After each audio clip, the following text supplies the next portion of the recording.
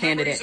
I can just imagine her as like this kind of like really talented but kind of ditzy klutzy type character who just keeps finding herself in the most bizarre situations, because this horse always found trouble. And this is her second career start in the grade 3 Miss Thriller, where she absolutely dusted a field and really showed off her potential. But gosh, did she find trouble in other races. Like, she was favored in the Breeders' Cup Juvenile Fillies Turf in her next race and just managed to find her way on the rail behind a wall of horses. Still ran second to More Than Real, which was super impressive. But this kind of ended up being a pattern throughout her career.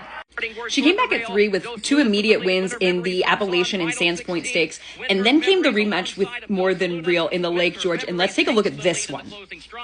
So she's at the back here, and watch this. Jose Lezcano has to take up hard, go all the way outside, and then look at what this filly does, though. This is so fun. And that is More Than Real in the gold there, who she just blows by like she's standing still. And this is one of the wildest performances, but it's not the only time this happened to her in her career. In fact, in her very next start, it caught up to her a little bit in the Lake Placid. She's in the green cap here and just cannot find a way through. And she was behind very slow fractions that day. So these are horses in front of her who are still fresh, still have something to finish with. And she ended up finishing 4th this day, just as a consequence of being well back off a slow pace, not having anywhere to go, losing momentum, and she just wasn't able to get it done that day. But then came the Grade 1 Garden City, and in this race, she's facing More Than Real. She's also got Hungry Island in here, who beat her last time out, and it looks like it's going to be deja vu all over again. She can't find anywhere to go here, turning for home. They're going 7 wide, and Javier Castellano doesn't panic. He has so much faith in this filly, takes her outside.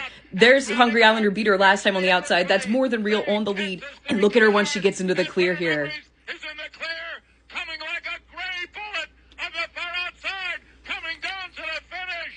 This filly was such a thrill to watch. She finished 4th in her final start as a 3-year-old, and then had this race in the Bogey to start up her 4-year-old season, and it was the same old thing. Couldn't find running room, couldn't find room, finally finds room, gets clear, and sure enough, in this grade 3, she coasts home with a pretty easy win here.